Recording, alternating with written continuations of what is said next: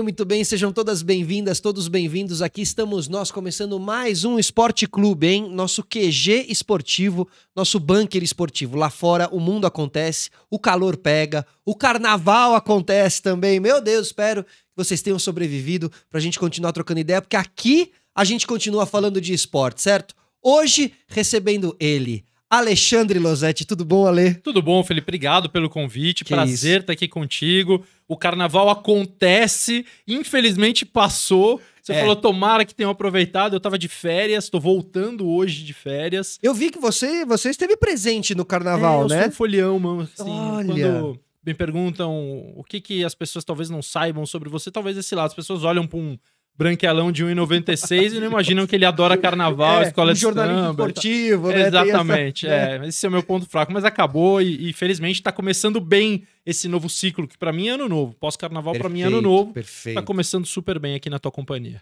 Mas olha, como competição, você acha que, assim, a gente passa o ano analisando as competições futebolísticas, né? Mas e a competição carnavalesca, assim? Como que você acompanhou? O que você achou desse carnaval, assim? Cara, eu vivo mais, embora eu seja paulistano e more em São Paulo, eu vivo mais o carnaval do Rio de Janeiro. Perfeito. Porque a minha escola de samba é do Rio, a Imperatriz Leopoldinense, desde criança eu sou torcedor, eu frequento a quadra, conheço as pessoas, ela ficou em terceiro lugar, depois de um título e um vice-campeonato, então ela tá ali sempre no topo. Legal.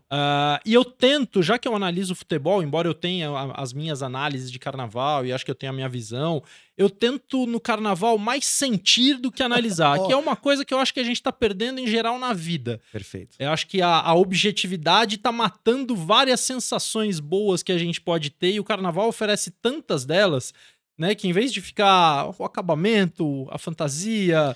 Achando os pequenos detalhes? Eu gosto de olhar e deixar aquilo me falar alguma coisa sem muita explicação, então...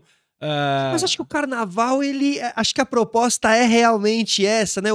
Você falou isso de tentar achar alguma coisa sem explicação. Realmente, assim, eu frequentei muito o Carnaval de Salvador, fui 7 anos lá, quando moleque, naquela farra toda e tal. E muitos carnavais me deram mensagens pro resto do ano, assim, sim, né? Sim. Acho que tem uma coisa meio também ali sensorial, assim, né? Religiosa, seja qual for, assim, né? Uma mistura de tudo isso, né? Eu defendo muito aquilo que a gente não consegue explicar. Não era que a gente tem que ter explicação pra tudo. Eu acho que tem várias coisas que a gente não tem explicação e elas são muito valiosas, né? Porque a gente tá sentindo e o sentimento ainda pode nortear o que a gente vai pensar sobre as coisas, né? Em tempos de inteligência artificial, né? Principalmente, né? Então... Assim, a competição aqui teve um baque para uma escola de torcida, né? Que a Mancha acabou sendo rebaixada. Eu acompanhei e acho que menos do que lá, frequentei menos ensaios, menos quadras, mas eu gosto tanto do negócio, eu vejo, eu vibro com todas, eu canto tudo, eu realmente saio do meu nível de sobriedade, assim. Então foi uma delícia. E a competição, acho que, assim, a gente não pode esquecer que ela é uma competição, né? Assim, Justo. Quando a gente fala de carnaval de escola de samba, a gente tá falando de uma competição, mas dentro desse universo, se permitir... Curtir, né? E aprender, né? Eu acho que hoje a gente consegue aprender muito com o carnaval. Perfeito. Todo tipo de carnaval é capaz de ensinar bastante, né? Eu até tava fazendo uma análise que eu nem sei se ela é certa, mas eu tava vendo o carnaval desse ano, né? Com os orixás, né? E toda aquela simbologia. E lembrando que quando eu era mais moleque... O que dominava mesmo o carnaval, eu sentia que eram os índios. Tinha muita coisa de índio, dos indígenas, os povos indígenas, povos originários e tal. Porque o carnaval, ele representa muito o que é o Brasil. Sim. E acho que antigamente a gente tinha muito uma noção de que as raízes do Brasil estavam nos povos indígenas, assim.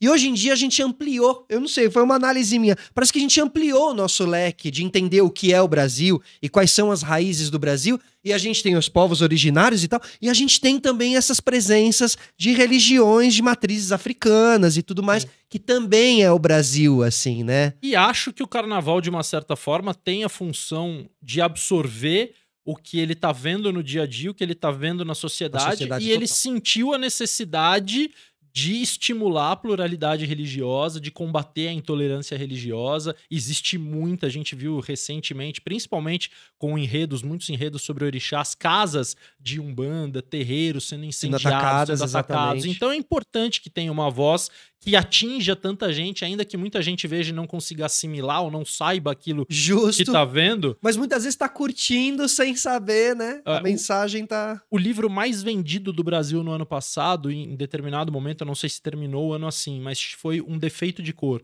que foi o enredo da Portela. Então a Portela dimensionou o livro, estimulou as pessoas a irem atrás do livro, comprar um livro maravilhoso. Então, assim, tem Muito a legal. função Também cultural, educacional, social, né? educacional. Perfeito. Então ele vai muito além, né, dessas questões que a gente vê e que são estéticas e que nos fazem muito bem. Agora, o grande vencedor do carnaval, você sendo do Grupo Globo, é um cara. Milton Cunha. Eu acho ele maravilhoso. Maravilhoso, as análises que ele faz. Cara, eu acho que ele traz um tempero pro carnaval, assim. Depois do Vale o Escrito também, uma ótima série. Eu acho que tudo isso... 2025 foi a junção de tudo isso, eu acredito. Já encontrou o Milton Cunha por ali, pelos corredores? Eu já encontrei o Milton Cunha pelos corredores, em aeroporto, em quadra de escola de samba, mas eu acho o Milton uma pessoa tão atarefada e sempre que eu nunca tive... Eu tenho muita preocupação em encher o saco das pessoas, Justo. falando de maneira bem clara Justo. e vulgar. Assim, eu não gosto de, sabe, incomodar. Abordando, né? Não, mas eu acho ele um fenômeno de comunicação, a facilidade que ele tem, e um aprendizado, inclusive, pra gente que trabalha com comunicação, né? A facilidade que ele tem, sem ter tido a formação da comunicação, de interagir com qualquer tipo de pessoa, qualquer tipo de público, e de se sair bem em qualquer ambiente. Só vou, eu como homem do esporte, a gente tá falando de carnaval, mas né, eu sou do futebol. Você falou que o grande vencedor do carnaval é o Milton Cunha. Eu quero só aproveitar para fazer aqui um elogio público à nova transmissão do carnaval feita pela Globo em São Paulo, porque ela envolveu 3 pessoas no estúdio que nunca tinham feito. Um deles, meu grande amigo Everaldo Marques. Ah, o EV. O EV se destacou como se destaca em qualquer coisa que ele faça na vida. Ele se destacou também como locutor do carnaval, na companhia da Valéria, na companhia do Judson, que era o comentarista. Então eles foram muito bem. Legal. Sim, o Milton é um cara que a gente já sabe que ele vai dar show todo ano, né? Mas acho que era um desafio para essas pessoas novas e eles, assim, tiraram de letra lindamente. Maravilhoso. Então, estejam todos prontos para o carnaval do ano que vem. Agora vamos falar de futebol, então. Um pouquinho. Né? Vamos falar um pouquinho de futebol. A gente vem aí de um final de semana onde nos entregou os finalistas do Campeonato Paulista, né? Mas, no meio de tudo isso, a gente teve ali a polêmica Neymar também, que não participou do jogo e tal. Como você enxergou essa não presença dele, assim, na semi? Cara, eu acho que o fato dele não ter jogado a semifinal é um fiasco de planejamento. Assim, é uma situação que ainda não tá clara, então é difícil a gente ser muito contundente sobre uma coisa que não tá, pra mim, muito bem explicada. Mas o que me parece, dentro de tudo que eu ouvi, li e me informei, é que ele não tem uma lesão, mas se ele entrasse em campo, o risco dessa lesão acontecer seria muito grande. O Neymar jogou da lesão que ele teve pela seleção brasileira em outubro de 23, se eu não tô enganado. Se não foi em outubro, foi em novembro, mas eu acho que foi outubro de 2023. Até a estreia dele pelo Santos, em fevereiro de 2025. Um ano e meio, quase. Ele jogou 56 minutos. Em um ano e meio, 15, quase. 16 meses, Uhum. por aí. 56 minutos. Ele estreia no Santos no dia 5 de fevereiro contra o Botafogo e joga, ou deveria ter jogado, contra o Corinthians. Agora o último jogo dele foi contra o Bragantino, dia 2 de março. Em menos de um mês, ele jogou mais de 500 minutos. 533 minutos, eu fiz essa conta ontem. Então, você vê uma mudança que tudo indica que causa um impacto, se não de lesão, mas de desgaste. Porque você tá tirando um cara da mais absoluta inatividade e colocando ele num ritmo muito mais intenso. Perfeito. O corpo sente, principalmente um corpo que vem sofrendo, lamentavelmente, com consecutivas lesões. Neymar se machuca sem parar há 7 anos, desde que ele teve a primeira cirurgia no começo de 2018. Então, mas tudo isso é feito com acompanhamento de pessoas especializadas. Tem um departamento médico do Santos, tem os profissionais do Neymar. Eles certamente conversam e decidem o que é melhor. Algo ali não funcionou. Porque hoje eu acho que ele vai ficar no Santos mais tempo.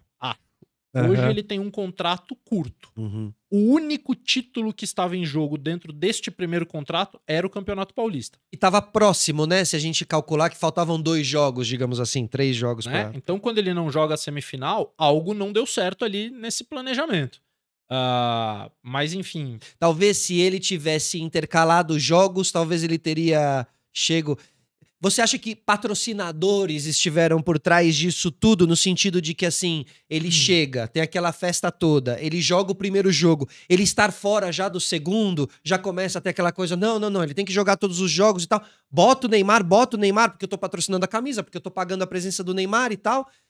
E ele claramente já não aguenta mais essa batelada de. Né? Porque a gente fica pensando, será que se ele, desses 500 ele tivesse jogado 250, 300 minutos, ele não teria estado presente? Não houve ali uma emoção demasiada no começo em colocar ele em todos os jogos? Assim? seria muita leviandade da minha parte falar que ele teve influência de patrocínio, porque eu não sei. Aham. Imagino que num negócio deste tamanho, o patrocinador, ou seja lá quem for o agente externo, não deva ter ou não possa ter uma influência Um tamanha. poder assim, né? Até porque é uma burrice, né? Porque Claro. para quem quer que seja que esteja apoiando essa parceria, esse acontecimento que é o Neymar de volta ao Santos, o interessante era tê-lo contra o Corinthians em Itaquera na semifinal. Melhor não ter ele 90 minutos num jogo do. Né? Né? E aí você tem que deixar a ciência falar. Considerando que a gente está falando de pessoas sérias, competentes e que acompanharam a ciência, também pode haver, nem tudo é planejado, né? Não dá para você planejar quando você vai se machucar ou não. Claro. O corpo pode ter respondido de alguma maneira inesperada. Tem o fator da seleção brasileira, que tem a apresentação e uma lesão poderia tirá-lo dos jogos da seleção. Ele já não joga há muito tempo pela seleção. E são os jogos mais importantes para a seleção e para a comissão técnica da seleção brasileira. Eu diria que são os jogos que vão definir o futuro da comissão técnica. Uruguai e Argentina, né? Colômbia e Argentina. Colômbia e Argentina. Que são as duas melhores seleções da eliminatória Justo. até aqui. Perfeito. Junto com o Uruguai, mas o Uruguai oscilou muito, caiu muito nesse último ano. Começou muito bem, caiu. Uhum. Então, tem tudo isso para ser analisado, eles devem ter analisado. O que eu acho um erro é tê-lo levado ao banco. Assim, para mim, se ele não tem condição de jogar, não fica no banco. Não vai. Você gera uma expectativa muito grande e uma frustração maior ainda. Tê-lo no banco é importante para o grupo. Será? Sabe, eu entendo que a presença dele é importante em qualquer momento, mas eu acho que ali traria mais prejuízos do que benefícios. Uhum. Então, aí pra mim, se ele não tem condição de entrar, e ele obviamente não tinha porque ele não entrou, se ele tivesse, claro que ele teria entrado, Perfeito. nenhum treinador não coloca o Neymar em campo tendo condição de jogo. Claro. Então, não tendo condição de jogo, não fica no banco. Esse pra mim é o grande equívoco. O resto precisaria de mais informações pra te falar. Uhum. Aí pra mim é um erro. Não, e assim, falando em fatos, eu acredito que a presença dele no banco ainda acabou deixando ele exposto às reações dele. Sim. Porque isso também virou uma discussão. Ele com o Memphis, ele brincando, Sim. ele rindo um pouco, ele ameaçando ir aquecer, É, e depois voltando, né? Ou seja, você acabou talvez aí piorando realmente toda a situação. Eu né? acho, cara. Claro que tudo é muito condicionado pelo resultado e o Santos poderia ter vencido o jogo mesmo sem o Neymar. Chegou perto disso. Uhum. Assim, mas não é bacana depois pensando na expectativa de um torcedor que sofreu muito nos últimos tempos, recebe de volta o Neymar Total. e vai pra esse jogo tendo o Neymar como uma grande esperança de vencer o Corinthians e de se classificar pra final. Porque o Corinthians vem num momento ruim, momento de instabilidade, 3 a 0, desequilíbrio. Então, o Neymar poderia de fato ser um diferencial. Você tê-lo no banco vai só aumentando essa frustração. Não Expectativa vai e entrar frustração, 10 minutos do total. segundo tempo, intervalo, não vai, né? Então, ali pra mim, eu acho que foi um erro que expôs todo mundo, deixou todo mundo mais suscetível a críticas. Agora eu torço pra que ele fique mais tempo no Santos e que ele jogue o máximo de tempo possível, porque O campeonato, né, que ele faça esse campeonato brasileiro, né? Que acho que a gente tem a chance de ter um grande campeonato brasileiro esse ano, realmente, né? eu acho, cara, eu acho que assim, a gente se boicota muito, né? Aham. Eu acho que a gente poderia ter gramados muito melhores, arbitragem muito melhor, um calendário muito melhor, comportamento muito melhor. Acho que o comportamento dos atletas é um desestímulo a assistir o futebol brasileiro. Concordo. Né? Teve 2 Flamengo e Vasco Concordo. recentemente que, com 1 minuto de jogo, os caras estavam se empurrando, dedinho na cara. Então, assim, acho que a gente se boicota muito, mas o nível do futebol brasileiro cresceu demais nos últimos 10 anos. Isso pra mim é inegável. Se você olhar para 10, 15 anos atrás e hoje, Perfeito. os estádios estão cheios, os jogadores são excelentes, os treinadores Jogos são estrangeiros melhores, né? melhoraram. Então, acho que a gente pode ter um grande campeonato. Pra gente fechar essa questão do Neymar, né? Essa dúvida que há com relação à presença dele na seleção brasileira, né? E até que ponto quem ele está priorizando mais nesse momento. A gente tem duas histórias e situações que duas torcidas paulistas já viveram parecidas. O Palmeiras com o Valdívia e o Rames Rodrigues agora com o São Paulo, né? Que foi eleito o melhor da Copa América e não estava jogando.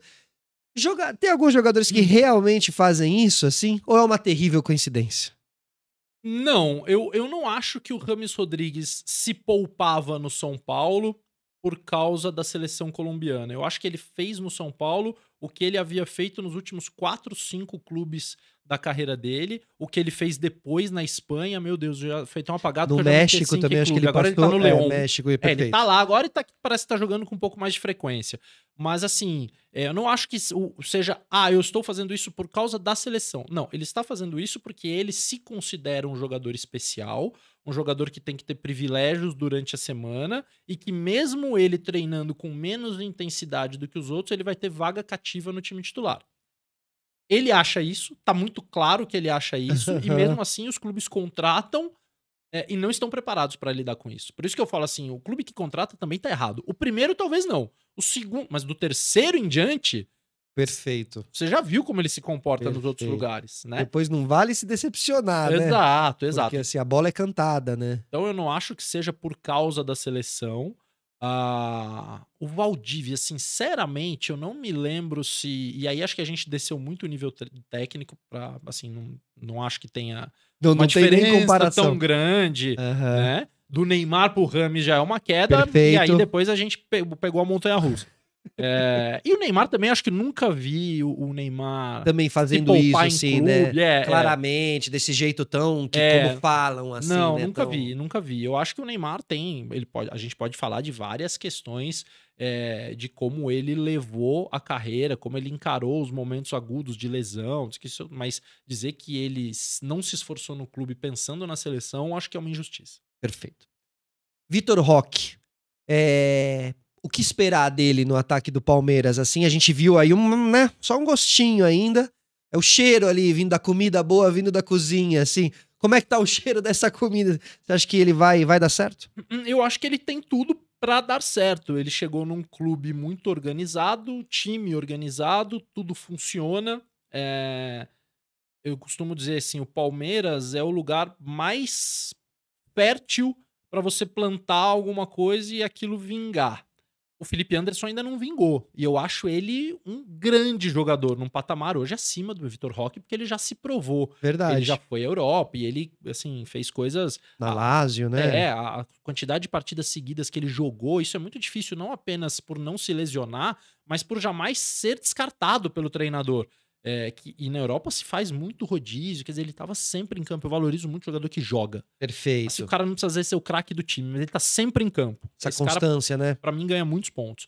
Então, e ele ainda não aconteceu. Então, até no Palmeiras, as coisas não são assim tão óbvias. Eu acho que o Vitor Roque é um talento, saiu precocemente do Brasil para um clube que na época, e ainda tá um pouco, mas tá diminuindo, me parece, muito bagunçado. O Barcelona era um clube europeu com gestão brasileira. Né, em todos os sentidos, basicamente. Verdade, né? Tá sempre todo atrapalhado. Então não era um lugar muito fácil de acontecer. O treinador na época, e me dói dizer isso, não era bom, que era o Xavi, que é um gênio do futebol, mas até agora não foi um grande treinador. E depois no empréstimo também, acho que esperava-se um pouco mais dele no Betis. No Betis, né, também. Mas ele já mostrou que ele tem coisa ali pra tirar, né? Então eu acho que o Palmeiras tem comissão e gestão suficientemente capazes, competentes para fazer florescer aquilo que parecia estar dentro dele. Então eu acho que vai funcionar, Estou super curioso para ver os encaixes a partir do momento que o Paulinho tiver de volta. Vai ficar bom esse ataque, hein? Então, porque para mim o Paulinho é um jogador de dupla de ataque. Ele não é nem o 9, Aham. e o Palmeiras nos últimos anos vem jogando majoritariamente no 4-2-3-1, mudando algumas vezes. No título brasileiro de 23, por exemplo, ele termina jogando com 3 zagueiros, linha de 5 e dupla de ataque, Endrick e Breno Lopes. Então, o Paulinho, para mim, é um jogador de dupla. Ele não é nem o ponta no 4-2-3-1 e nem o 9. Tendo o Vitor Roque para ser dupla dele, eu enxergo com absoluto potencial. Também, viu? Acho que os dois jogando centralizados podem fazer muita coisa. Jovens e rápidos e fortes. Exato. Então, tô curioso para ver como vão se dar os encaixes. O Estevão vai sair no meio do ano. Então, tem, né? As coisas vão ter que se ajeitar, mas ali tem gente muito competente para fazer isso, né? Até falando aí, talvez dos times brasileiros seja um dos que realmente você consiga vislumbrar uma boa presença no Mundial, assim, esse elenco todo tendo essa crescente, que o Estevão joga, né? Joga o Mundial. A final dele é o Mundial, né? É. Pode ser interessante, realmente, assim. Eu acho que esse Mundial, claro que eu acho que vai dar um europeu, acho que a final vai ser europeia, mas eu acho que ele vai acabar nos apresentando mais nuances do que a gente tá imaginando. Eu acho que tem 2 fatores. Primeiro, a época em que ele acontece. Pela primeira vez, fim de temporada para os europeus, meio de temporada para os sul-americanos. Né? Nunca teve. Era sempre o contrário, né? Era sempre o contrário. Então, fisicamente, e aí, para os europeus, isso vai significar abrir mão de período de férias. Total, de Ibiza. Então, assim, como isso vai se dar? Eu não acho que eles não vão levar a sério, a quantidade de dinheiro é muito grande, e hoje o negócio, o futebol, não permite que um clube do tamanho do Manchester City, do Real Madrid, do Bayern de Munique, não levem a sério uma competição como essa. Mas eu tenho curiosidade de ver como vai se encaixar. E acho que o choque, todo mundo fala assim, para o sul-americano enfrentar o europeu é muito difícil. É verdade. Mas para o europeu, que não está acostumado a jogar com o sul-americano, com o africano, com o asiático, também não é a coisa mais simples do mundo. A superioridade costuma se impor. Mas quando você leva isso a um maior número de jogos e não só a um... perfeito. Aí talvez você comece a ver um ou outro desequilíbrio caindo ali. Que pode acontecer. Então eu acho que o Mundial vai apresentar surpresas. Acho que a final vai ser europeu, o campeão vai ser europeu. Mas acho que os brasileiros têm chance de, aprontar alguma coisa. Assim. Eu acredito que, estatisticamente falando, se a gente observar a Copa do Mundo, toda a Copa do Mundo você tem um time grande que cai, né, uma seleção grande que cai, e uma seleção que vai, né, Marrocos, Costa Rica. Sempre tem meio que, estatisticamente, algum time que está embalado, que está encantado, e que realmente chegar até a final, né, pelos 7 jogos e tal. Mas eu também acredito nas surpresas e, poxa, como um amante do futebol, tô botando uma expectativa legal nesse Mundial como entretenimento. E acho a taça também uma das mais bonitas que já fizeram, que é meio um caleidoscópio. É linda, ela gira e tal.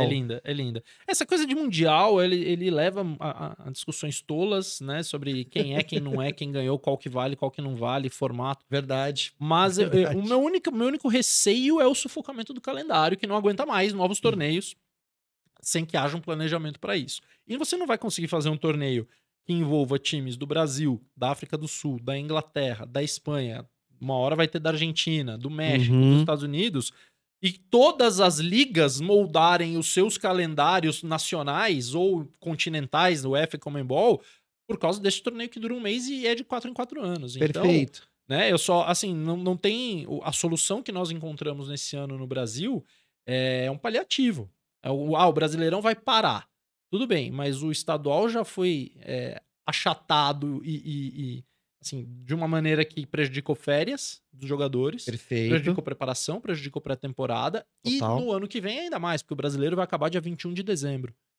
Então, assim, o que nós vamos fazer? O brasileiro para por um mês, então, esse ano, é isso? Não sei se dá um mês exato, Perfeito. Mas para o Mundial ser disputado. Umas 3 semanas ali, Pelo então, menos. ele parado. Pelo menos. E aonde você acha que está o coração da mudança desse calendário, né? Se a gente fizer aqui um exercício, assim. É o estadual? Pra mim o estadual, né? Pra mim sem dúvida. Sem dúvida. 13, assim, a gente teve 13 rodadas até começar, né, agora a disputa, né? semifinal, 14 com mais 2 jogos. São 17 jogos, se eu não me engano, aí, Sim. pra um time bater campeão do Campeonato Paulista. É muito jogo, não é, Ale? É muito. São 16, né? 12 16. na primeira fase, 13, 14, 2 finais, 16. Perfeito. Não muda muito, mas é muito jogo. É muito jogo. As explicações dizendo que isso beneficia os times pequenos, os times do interior, elas não colam pra mim, porque eles continuam tendo problemas de calendário. Concordo. Existe uma hierarquização financeira do futebol brasileiro, que quando você pega, hoje talvez um pouco menos, alguns clubes com as SAFs ou com gestões um pouco melhores estão conseguindo se livrar dessa necessidade de fazer qualquer coisa por dinheiro.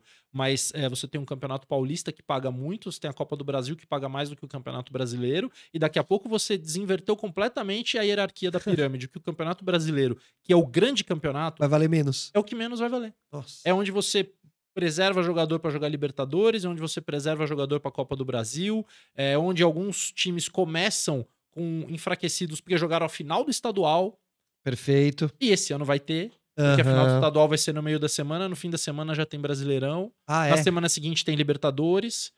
Então, assim, acho que a supremacia brasileira na Libertadores chegou a um nível tão grande que a gente vai ver e já tem visto várias equipes jogando a primeira fase, a fase de grupos, né, que já não é mais a primeira, mas enfim, essa fase de grupos com times alternativos. Poupando nas últimas rodadas, Indo assim. com tudo no Brasileiro, no começo. Depois inverte, né? Vem mata-mata e tal. Perfeito. Mas você pega um Bahia. Se o Bahia tiver que jogar uma final no meio de uma semana, estrear no Brasileiro no fim de semana e estrear na Libertadores na semana seguinte, onde é que ele alivia? É porque quem classifica dessa pré-Libertadores já começa a Libertadores na semana Na seguinte. semana seguinte. Né? Então é muito complicado, cara. Tá tudo muito achatado. É Tá muito tudo muito achatado e a deprimido qualidade não vai ser Não. a que poderia ser. Perfeito. Né? Às vezes, até Perfeito. quando eu fui no bopismo do nosso amigo Luca Bop, aliás, um beijo pra ele. Beijo, Bob. A gente falou sobre em que local, em que prateleira tá a Liga Brasileira, né? Eu falei pra ele, cara, eu acho que assim, a Liga Brasileira, ela não é evidentemente melhor do que a inglesa, do que a italiana, do que a espanhola e a alemã. Mas eu acho melhor que a francesa, por exemplo. Ela é a sexta liga. Talvez quinta, sexta, Perfeito. fica por ali. Brigando ali, talvez pela quarta, se a gente considerar que a Liga Alemã tem poucos times. Aham. Mas Eu concordo, tá? Na minha visão de futebol, assim, também, assim. Mas eu Acho muito divertida a Liga Brasileira. falei pra ele assim, o que me mata não é a Liga Brasileira não ser melhor do que a alemã, ou a francesa, ou a portuguesa, ou a espanhola. Ela não ser a melhor que ela pode ser. Esse tem que ser o foco da Liga Que aí Brasileira. automaticamente ela seria melhor do que todas essas, né? Certamente. Certamente. Então, se ela fosse a melhor Liga Brasileira que ela pode ser, ela estaria provavelmente no pódio das ligas nacionais. Você acha que a gente tá o mais perto do que a gente sempre esteve de conseguir organizar tudo isso e conseguir realmente fazer a liga? Eu sou cético, não acho não. Tenho visto alguns sinais, as duas ligas, né, a LFU e a Libra, Isso. negociando a Série B em conjunto, direitos de transmissão. Tenho visto notícias de que elas conversam para organizar o Campeonato Brasileiro a partir de 2027 sem a participação da CBF. Torço para que aconteça, mas sou muito cético por causa dos envolvidos. Assim, Claro. Eu não acredito em dirigente de futebol brasileiro. Perfeito. Tem um ou outro, assim, você vai pensar, ok. Sim, sempre vai Mas ter. quando reúne todos eles. E todos precisam dizer sim para a mesma coisa, né? Tanto um número tão grande ali, 20, 16, né? É muito difícil. Sempre vai ter 1, 2, 3, por questões internas, né? E acho que a única coisa que pode fazer dar certo é o ceticismo geral. Porque se todo mundo duvidar, todo mundo vai cobrar, todo mundo. Sabe? E aí talvez isso cause um estímulo, uma mobilização do tipo assim, não, a gente precisa, vamos provar que nós somos capazes de fazer isso, tal, porque são muitos casos que já aconteceram, muitas frustrações, né? De Assim, tentativas, agora vai, não vai, agora vai, não vai, dividiu, tem duas, vai ter uma liga só, não, só são duas. Então, assim, nada nos leva a crer que sim, mas eu tô sempre aberto a ser surpreendido. Eu assim, né, na minha visão, que também caminha muito parecida com a sua, assim, dentro desse ceticismo, eu acho que a única coisa que pode mobilizar todos, duas coisas. Primeiro, um inimigo em comum de todos, ou dinheiro, né? Realmente, assim, acordos comerciais que façam todo mundo dizer realmente, tá bom, então vamos nessa, né? Porque E bem negociado esse campeonato, bem organizado, ele poderia render muito milhões mais e do que ele milhões, rende. com certeza. Né? Muito mais do que ele rende. É Sem só ver o dúvida. caminho inverso, né? O campeonato inglês, ele chegou no mundo, inclusive no Brasil, muito antes dele ser esse campeonato espetacular que ele é. Né? Era duro de ver. Sim, Mas perfeito. todo mundo já via. Já via, concordo. Então, Concordo. assim, eu não tô querendo comparar as possibilidades, os níveis de alcance, nós estamos falando Claro. de universos muito diferentes. Perfeito. A Inglaterra é um país desse tamaninho que tem 7, 8 divisões de futebol. Pois é. Né? E a gente não consegue, a gente tá suando aqui para Exato. sustentar a quarta Pois de um então. país do tamanho de um continente. Tem que olhar os modelos por ali, porque realmente ali há modelos onde torna, né, onde faz com que tudo consiga ser sustentável, assim. E a gente tem potencial, a gente pode também ter times menores e mais muito, não, os Mirassol, esses times agora que estão, São Paulo é muito forte, né? O campeonato realmente, os times de São Paulo, tem muitos times no interior que estão se organizando bem e tal. Tem que organizar para que todo mundo seja feliz. Eu acho que é mais nesse sentido, assim. Dá para ter uma segunda divisão muito boa, dá para ter tudo isso, né? Eu acho incompatível que um meio que movimenta tanto dinheiro tenha tanta gente incompetente. Isso aqui pra mim não é possível. Perfeito. Nada no futebol não é na casa do milhão. Né? Você vai Sim, contratar um jogador, total. você vai pegar um patrocínio, você vai fazer uma reforma, você tomou uma multa, você vai pagar, você tá devendo. É tudo do milhão pra muito mais. Total. Né? É verdade. E mesmo assim, a quantidade de pessoas incapazes, amadoras, que caíram de paraquedas, tendo muito poder de decisão, é assustador. Então, O famoso amadorismo, né? Quando a gente fala muito, né? é por esse isso que a SAF, mesmo suscitando uma série de debates e uma série de discussões, surgiu como algo quase que uma salvação, porque para as pessoas o resultado imediato da SAF é: vou tirar o meu clube das mãos de 20, 30, 100, 150, esses conselhos deliberativos que são horrorosos nos clubes. Perfeito. Vou tirar, Perfeito. esses caras vão deixar de ter poder de decisão. Beleza, mas você vai dar o poder de decisão na mão de um que vai nomear ali 2 ou 3, e será que esse 1 ou 2 ou 3 também são preparados? A gente já viu casos que sim e casos que não. Mas é tão ruim o modelo atual e ele convida tanta gente incapaz a participar que quando você tem uma fuga, você vai. E Perfeito. depois você vê pra onde você fugiu. Não, e ele fala, né? Você diz essa coisa do convite às pessoas que não são capazes, e também o contrário também, né? Ele afasta. Os bem-intencionados, ele Quem quer trabalhar afasta. sério. Isso, não é? exato. Ele olha aquilo ali e não é pra mim. Isso aqui tinha que acabar. Agora, o ambiente, como é, assim, o ambiente do futebol é um ambiente pesado, né, Ale? Assim, hoje em dia eu digo também com a internet, aí trazendo um pouco também, né, pro seu papel ali como um analista ali de tudo que tá acontecendo dentro do campo, assim. Como é você sofre hate, assim, de torcedor? Menos, Você é um cara mais comedido também, né? Nas palavras, nas análises, em tempos de... Sim, não, já sofri, mesmo quando repórter. Quando eu dei, por exemplo, que o Ganso ia pro São Paulo em 2012, pô, quantidade de pessoas que falaram absurdos, pra mim é inacreditável. Mas assim, não se compara com o que eu já vi acontecer com colegas. Eu não sofro com isso. E assim também é o seguinte: quem impõe o limite do respeito no meu convívio, a minha rede social também é meu convívio. Perfeito. Sou eu, não são as pessoas. Então, assim, falou qualquer coisa que eu considere desrespeito, bloqueou, acabou. Não tem réplica, não tem resposta, não estendo aquilo, não sei, acabou. Não vale também, né? Exato, não tem conversa. E assim, eu não considero isso uma punição à pessoa, porque eu também não me acho tão importante assim, sabe? Perfeito. Eu vou bloquear o Felipe, coitado, ele nunca mais vai poder ver as Vou coisas acabar com a vida brilhantes que eu dele. escrevo. Não vai mudar nada na sua vida. Você só faz isso pra tocar a sua pra adiante. manter o distanciamento que eu acho importante e que eu sempre tive direito de manter. Perfeito. Quando a rede social não existia, né? Eu olhava uma pessoa e falava assim, não quero ser próximo dessa pessoa. E não era. Hoje, pra não ser próximo de alguém de forma nenhuma, às vezes você precisa bloquear. Claro, você vai Não é deixar uma- a porta aberta o tempo todo Não é uma também pra todo punição, mundo? é uma preservação. Ótimo. Então, isso não me pega muito, não.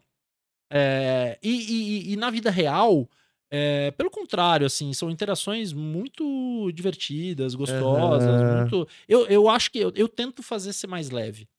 Embora não pareça, porque eu sou sério nos meus comentários, não faço gracinha.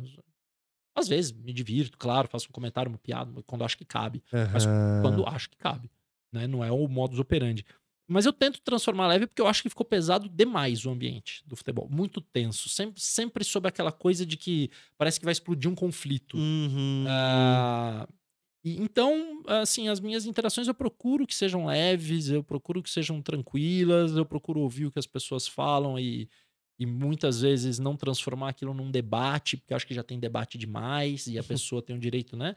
O torcedor pensa uma coisa, eu deixo ele pensar e eu ouço aquilo, e muitas vezes eu sei que aquilo que ele tá pensando não é exatamente o que acontece, mas eu acho que o cara que tem o direito de, né, de não saber, perfeito. de não ser informado sobre as minúcias, os detalhes, porque o torcedor também tem que ter um pouquinho da parte lúdica de olhar para aquilo e interpretar da forma que ele acha que é. Perfeito, um universo particular ali, então né? O cara chega para mim e fala assim, pô, eu acho que esse treinador não serve. Aí eu falo, por quê? Por isso.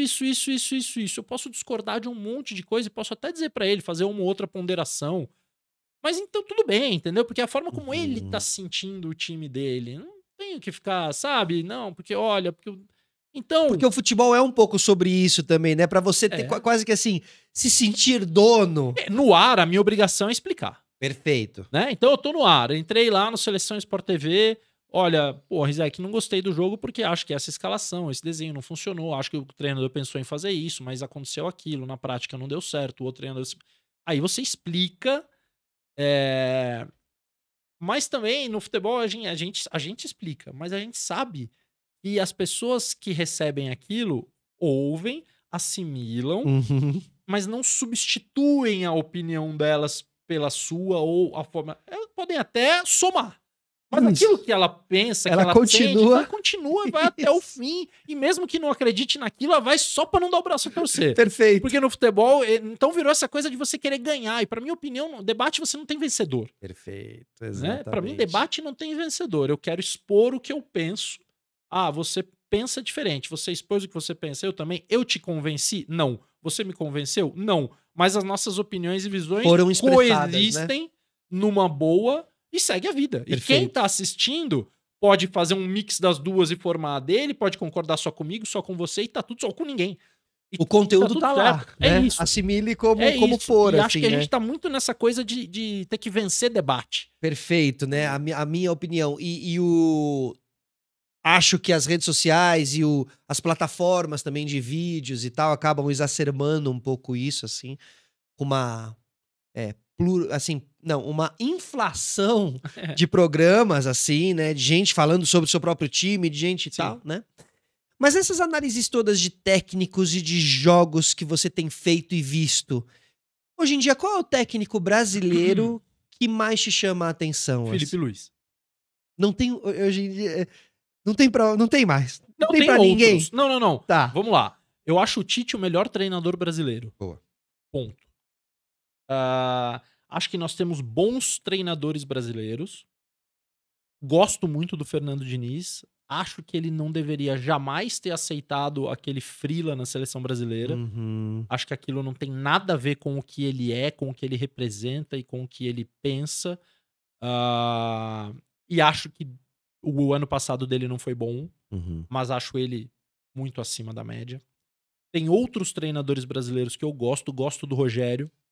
Acho que o Rogério tá sempre em busca de um cara inquieto, um cara incansável, trabalhador nato, talentoso, não se dá por satisfeito nunca. Vem evoluindo, né? Ele realmente não largou a cor, né? Ele não pulou fora, ele continuou. E acho natural que haja instabilidade. Se a gente pegar... Eu acho o Tite o melhor treinador brasileiro. O Tite ganhou a Copa do Brasil em 2001 com o Grêmio. É verdade. Primeiro grande trabalho dele.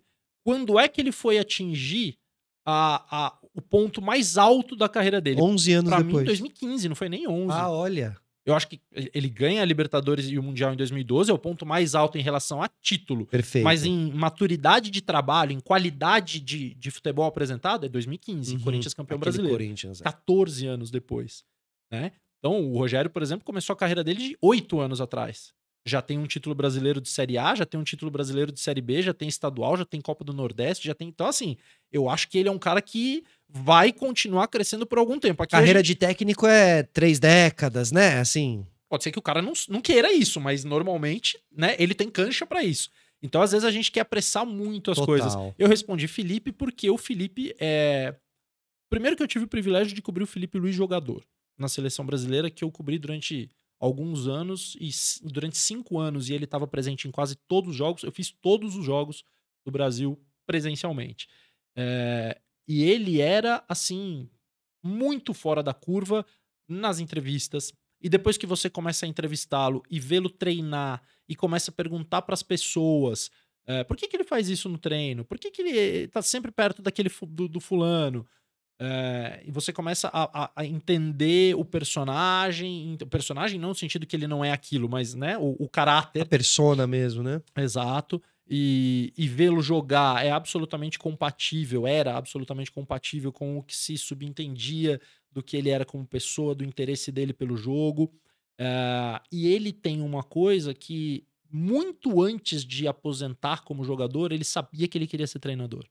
E os outros também sabiam que ele queria ser treinador, né? Exatamente. Então ele estava se preparando para ser treinador na Espanha. Quando jogava no Atlético de Madrid. Ele ainda tem mais meio de 19, 20, 21, 22 e 23. 4 anos e meio como jogador do Flamengo, se eu não estou enganado. Então já há mais de 5 anos antes de começar como treinador, ele já vinha se preparando para isso, em alto nível. E ele tem um olhar muito diferenciado sobre absolutamente tudo. Não é só sobre o jogo, é sobre a vida, sobre as pessoas. Sobre música. Ele decifra pessoas, sobre cinema, sobre tudo. Então ele é um cara diferente. Verdade. E acho que ele começa já num desafio gigantesco, que é o Flamengo. Não tô falando da base, tô falando, né? Vem da base, total. mas pega, é campeão. O time melhora muito e não era fácil, porque ele pega o time de, repito, pra mim, o melhor treinador brasileiro que não fez um bom trabalho no Flamengo. Então tudo ali era desafiador. E ele parece colocar tudo assim no bolso. As relações com caras que ele jogava, né? Isso é uma loucura a gente parar pra pensar, difícil, né? Muito difícil. E parece ser tudo muito natural. Ele parece que estava pronto para isso há 20 anos. Verdade. Então, hoje ele me chama muito a atenção. Você acha que ele teve como professores, assim, ali o Simeone, né? Sem dúvida, né? Embora jogue totalmente diferente. Verdade. Mas dizem que o Simeone... O Zé Elias esteve aqui e disse que o Simeone ficava nos quartos da concentração já estudando futebol. Me parece que o Simeone... O Felipe Luiz foi com o Simeone o que o Simeone foi com outros, né? Um jogador que já deixava muito claro ali que ia acabar sendo técnico. Você sabe assim. que uma vez eu entrevistei o Silvinho, que é um outro treinador brasileiro que eu gosto bastante, que foi ridicularizado quando trabalhou Concordo aqui no plenamente com você. Injustamente, porque aqui no Brasil a gente ri de quem estuda, né? O conhecimento é negligenciado, quem fala menosprezado, bem, né? Vira uma Enfim, piada. Albânia, tá na Albânia. Tá na Albânia, levou a Albânia pra Euro, fez um grande trabalho. Tá fazendo ainda. Enfim, entrevistei ele uma vez e ele me contou que quando ele jogava, agora eu não vou lembrar se ele tava no Celta, se ele tava no... Mas enfim, ele tava na Espanha e ele falou pra mim, ali os caras, acabava o treino, os argentinos pegavam um trem e viajavam. E os brasileiros, eu, mais 2, 3, a gente se reunia, fazia churrasco, ouvia música, conversava, batia papo. E os caras iam fazer curso de treinador. Olha que loucura. Caramba. E ele falou assim, nem todos viraram treinadores, alguns desistiram da ideia, mas eles tinham a formação. Já estavam pensando nisso. Então, assim, é uma cultura que acho que lá tem, aqui não tem e a CBF não fomenta. O assunto treinador brasileiro, pra mim, é muito preocupante. Muito preocupante. Acho que tem defasagem. Acho que a seleção tá sofrendo com isso. Mesmo quando o melhor deles estava lá, que era o Tite, ela sofreu com isso. Tá sofrendo agora com o Dorival. A gente tá vendo os principais projetos do futebol brasileiro sendo chefiados e comandados por treinadores estrangeiros. E eu sou totalmente a favor. Zero problema, zero preconceito. Deus me livre. Trabalho bom é trabalho bom, né? Não, e acho que eles acrescentam. Eu gosto de ter estrangeiros aqui. Mas eu não acho que é uma coisa que a médio e longo prazo vai tornar o futebol brasileiro saudável. Você abrir mão dos seus treinadores mais jovens, e a gente vê o Silvinho na Albânia, o André Jardine no México, o Paulo Vitor, que era da base do Palmeiras, ganhou tudo na base do Palmeiras com o Jardine no México, o Gustavo, que trabalhou com o Jardine, agora tá no Chile.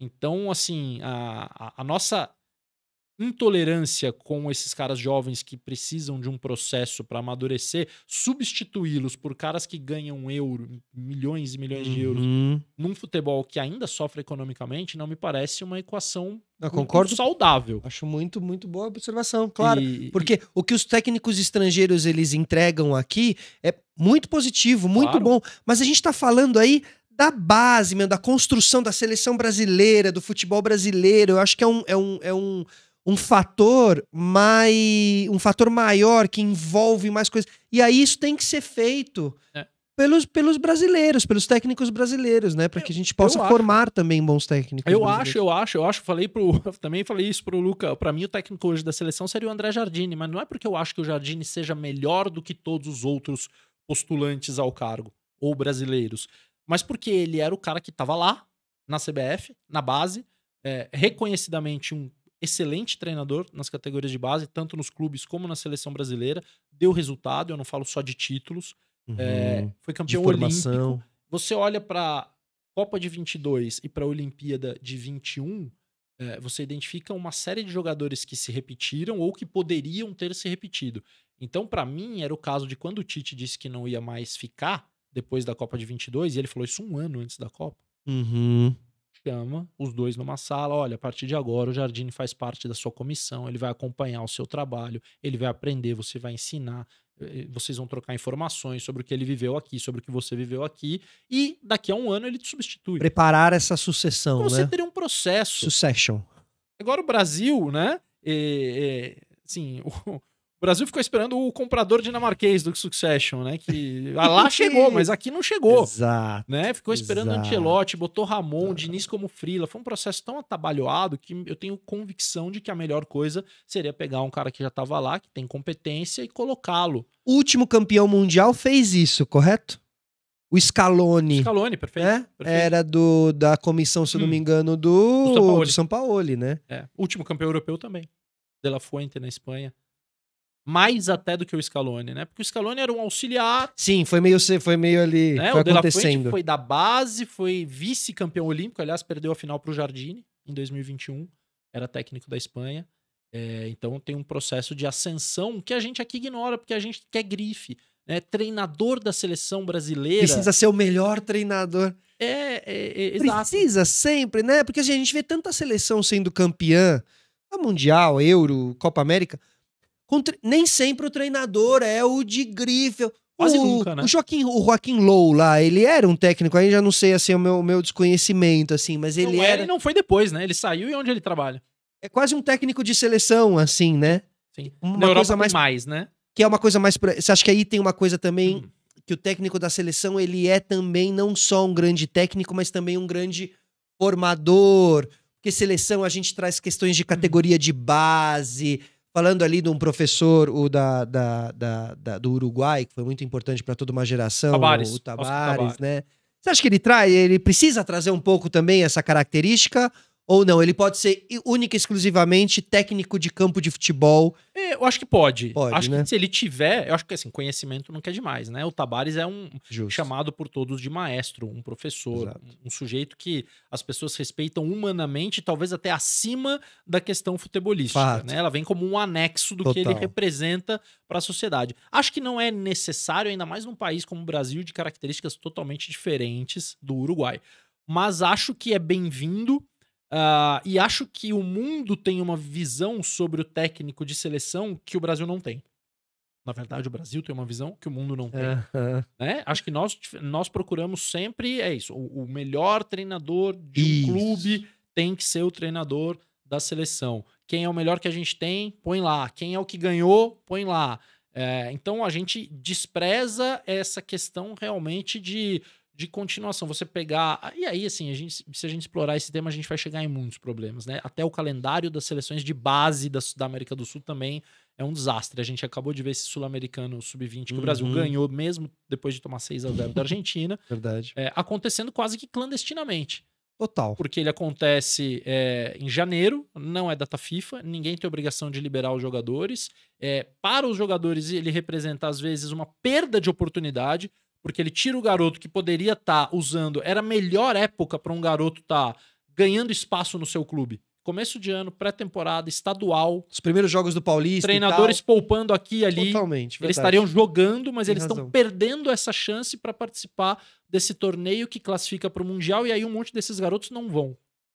Então, enquanto na Europa a gente vê Euro Sub-19, Euro Sub-21 com eliminatórias sendo disputadas nas datas FIFA. Então, as seleções Olha, interessantíssimo. são sempre as mesmas. É muito mais fácil você tirar o jogador. Então, convoquei a Inglaterra. Claro. O Grealish se machucou. Eu vou ali na Sub-21, pego, ele já tá treinando, já tá concentrado, ele sobe dentro de uma conversa de comissões técnicas. Então assim, a gente caminha para realmente ficar muito atrás em termos de futebol de seleção. A Argentina faz parte da Conmebol e foi campeão do mundo. Claro, não existe matemática, né? Aham. Faz a ciência exata que vai dar certo. Não tem receita. Claro. Mas tem que aquela é que se aproxima mais da chance de dar total. certo, Não, né? só você falando, eu não sabia disso, parece muito mais lógico. Muito mais. Muito mais, assim. Mas enfim, a gente não gosta muito de lógica por aqui. Exatamente. Nessas coberturas todas de seleção brasileira, né? Granja Comari, você esteve muito Granja Comari e tudo mais. Quão distante você acha que a gente tá hoje em dia realmente de chegar perto de um título de Copa do Mundo? Eu acho que a gente tá menos distante do título da Copa do Mundo, porque eu acho que a Copa do Mundo é o torneio mais aleatório que existe em termos de possibilidade de campeão, e eu acho que o Brasil sempre vai ser um possível campeão. Concordo. Mas acho que a gente tá muito distante de ter um bom projeto de seleção brasileira, do que deveria ser de performance, de desempenho, de formação, de construção de alguma coisa. O que eu tô querendo te dizer é o seguinte, ela pode ganhar mesmo fazendo tudo errado, como já ganhou outras vezes. Tá cada vez mais difícil, porque os outros projetos estão cada vez melhores. Né? Se você olhar para 2002, a Alemanha é um case para mim. A Alemanha em 2004, 4 para 5, ela decidiu que estava tudo errado no futebol do país. Faltavam 2 anos só para ela ser sede da Copa do Mundo de 2006. Ela ficou ela foi eliminada precocemente na Euro em 2004, mas tinha sido vice-campeã mundial em 2002. Então ela ignorou aquele resultado. Ela não olhou para dizer, não, nós chegamos na final da Copa em 2002, então isso aqui é um acidente. Não, ela teve a capacidade de olhar para além do resultado. Né? E aí sim ela conseguiu montar um projeto que deu no título de 2014. E o futebol alemão muda mesmo, né? Muda. Aquela seleção de 90, a final de 2000, para as outras seleções, ela tem uma mudança clara ali, né? Claríssima. E você vê como é difícil, porque depois de 14 ela foi eliminada na primeira fase em 18 e 22. Verdade, Né? verdade. Então, Mas eles sabem que eles têm ali, assim, que a coisa tá boa, né? Que a coisa melhorou. mas a mudança projeto, que eles queriam... né? Exato. Então, eu acho que o Brasil pode ser campeão do mundo. Porque o Brasil tem Vinícius Júnior. Eu espero que tenha o Neymar bem em 26. Tem o Rodrigo, joga tem o muita Rafinha, bola. tem o Alisson, tem o Marquinhos. Acho que nos faltam meio-campistas, mas o Brasil tem uma quantidade de jogadores suficiente para permitir que a gente entre numa Copa do Mundo como um dos possíveis campeões. A Noruega não vai entrar na Copa do Mundo como uma possível campeã. Perfeito. Perfeito. A Colômbia, mesmo tendo uma ótima seleção, também não vai. Difícil. Pode acontecer, sei lá, agora com 48 seleções, cruzamentos e grupos e sorteios, pode acontecer tudo. Mas o Brasil vai estar sempre ali. Agora, eu acho que isso não muda o fato de que nós estamos muito distantes do que é uma boa administração de seleção. É muito ruim. Totalmente, né? Essa questão dos presidentes também nos últimos anos, né? Essa grande bagunça, assim, isso é realmente muito prejudicial, assim, né? A gente teve renúncia, a gente teve prisão, a gente teve afastamento, a gente teve assédio. Exato. Né? Chegou uma hora que parece que até que ficou assim, não, olha. Banalizou, né? Banalizou, exatamente, assim. E é muita ingenuidade achar que isso não tem nenhum efeito. Não é efeito no jogo, na performance, mas no dia a dia. Na tensão do ambiente, na tranquilidade que um treinador ou sua comissão, seu departamento, sua direção de seleção vai ter para fazer as coisas, sem estar pressionada por resultado, sem ter a pressão de sustentar mandato de dirigente. Então, federações. Óbvio que faz diferença. A instabilidade começa aí. Você tava falando da Alemanha, eu me lembrei, tem uma foto do começo desse projeto todo e tal, do Stuttgart, e tem, né, a categoria de base do Stuttgart, e tá o Kimmich, criancinha, o Gnabry. Gnabry. Também Gnabry. tá lá. E tem mais um agora que eu não lembro. E você vê, assim, saíam, né? Estavam ali realmente preparando uma base incrível, olha a França, assim, cara. né? Olha a França. Ah, mas a França tem a questão dos imigrantes. Tá? Aham. Vem cá, eles são franceses, Perfeito. né? Ou então são filhos de famílias francesas, ou são franceses filhos de famílias estrangeiras que foram para a França. Como é que você vai conseguir encontrar esses talentos, detectar esses talentos? Isso. Né? Porque aí existe o futebol xenófobo, aliás, a xenofobia está cada vez, né, infelizmente, é um movimento que está crescendo no mundo, então as pessoas vão observar por esse prisma. Mas a identificação do talento, Isso. ou dar a ele a oportunidade de se desenvolver desde cedo. A França tem lá Clairefontaine, se eu não me engano, o nome da academia de futebol, onde ela reúne jogadores desde adolescentes e eles fazem um processo de desenvolvimento contínuo, e a França tem hoje talvez o melhor projeto de uma seleção internacional, o maior número de jogadores que aparecem absurdamente. Total. Né? Você olha, quase todos os times têm franceses se destacando. Então, cara, é uma loucura. E assim. tem isso, que ele não é só que eles... Porque às vezes, né, tem essa sensação da confederação que diz assim, não, nós estamos acompanhando, ele já é convocado desde a sub-14.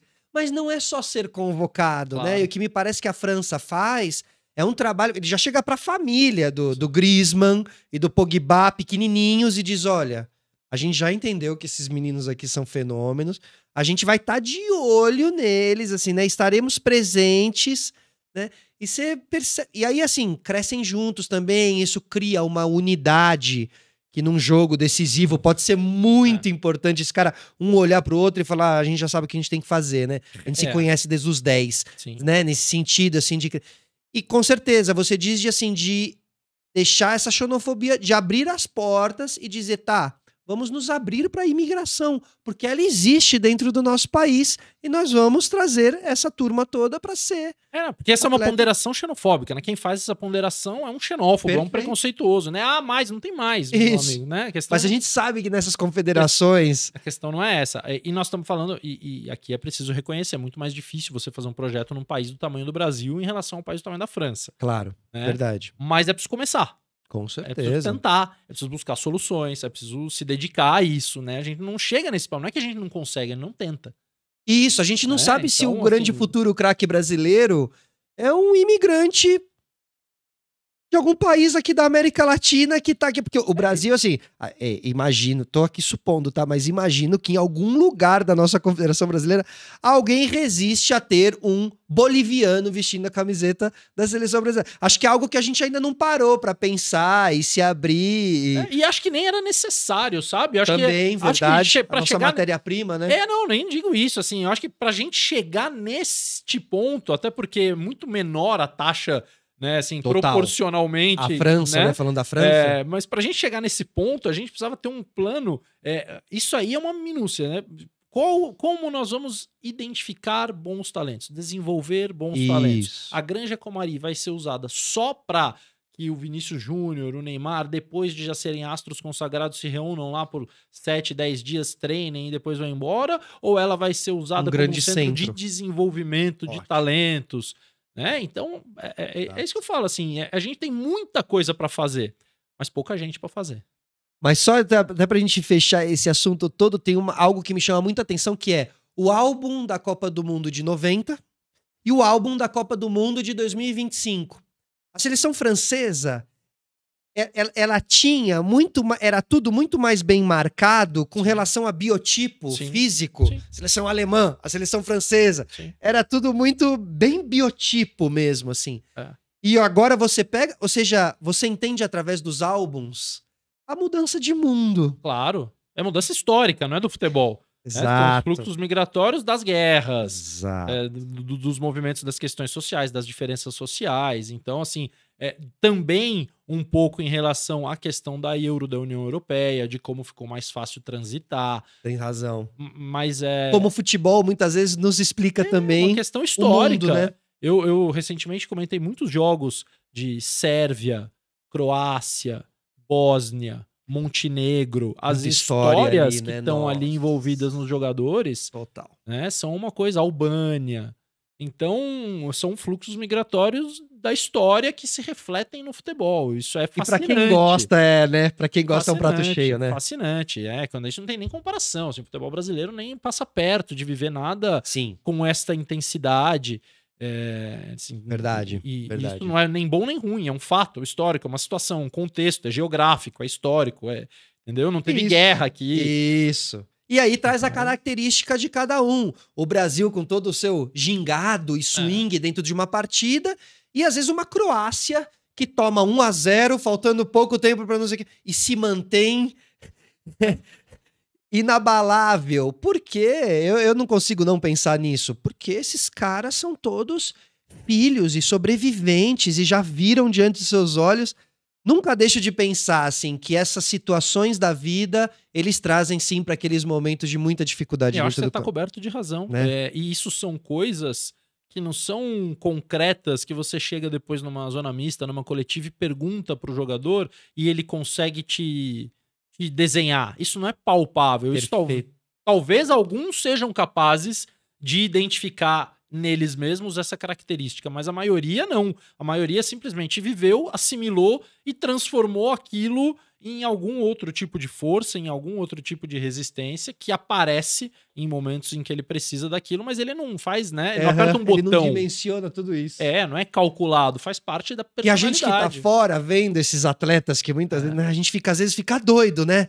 Olha o que esse cara conseguiu fazer. Mas é bonito, né? Você vê o bonito, Hakimi jogando a Copa por Marrocos contra a Espanha e indo beijar a mãe marroquina depois, que optou por ir para a Espanha para tentar uma vida melhor. Exato. E que teve um filho na Espanha, mas ele preferiu jogar por Marrocos porque ele se reconhece no país da mãe, provavelmente na religião da mãe, nas dificuldades que a mãe teve. Então, cara, assim, o futebol tem uma série de elementos e que tem muita publicidade, né? Assim, se o Hakimi fosse engenheiro, ele talvez tivesse as mesmas sensações, os mesmos conflitos, e mas a gente ele não teria essa oportunidade disso aflorar, né? Perfeito. Porque ele não ia jogar contra a Espanha no Campeonato Mundial de Engenharia. Exato. O futebol. Né? Então, o futebol, ele é essa vitrine de grandes histórias, né? Por isso que o jogador, ele muitas vezes também, alguns precisam ter essa consciência de como é bonito esse esporte que eles mesmos praticam, assim, sim, né? Sim. Porque é uma... não sei te dizer o porquê, mas desde que começou o futebol, né, desde lá da primeira partida, ele tem uma capacidade de mobilização que é encantadora, né? Assim, é muito fascinante perceber o quanto um jogo de futebol, e eu não tô falando nem de um Real Madrid e Liverpool, perfeito, ou de um Flamengo e Vasco, ou de um Corinthians e Palmeiras. Tô falando de 3 garotinhos chutando bola na rua.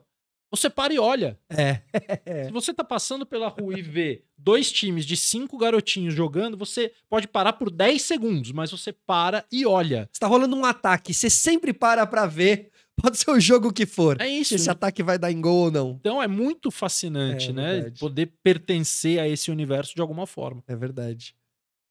Alexandre Losetti, muito obrigado pela presença. Imagina, eu que agradeço, pô. Estivemos nós com mais um Esporte Clube. Bom, hoje você tem jogo. Tem Bragantino e São José do Rio Grande do Sul, Copa do Brasil, às 21h30 em Bragança Paulista. Vou pra lá daqui a pouquinho, minha volta de férias. Eu adoro a Bragança, como sanduíche de linguiça sempre.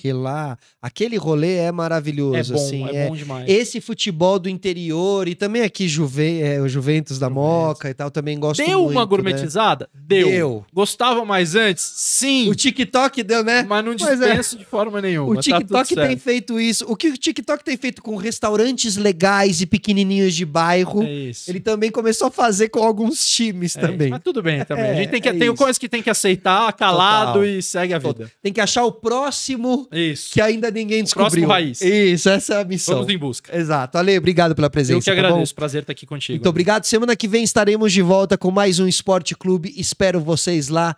Um beijo pra quem é de beijo, abraço pra quem é de abraço. Tchau!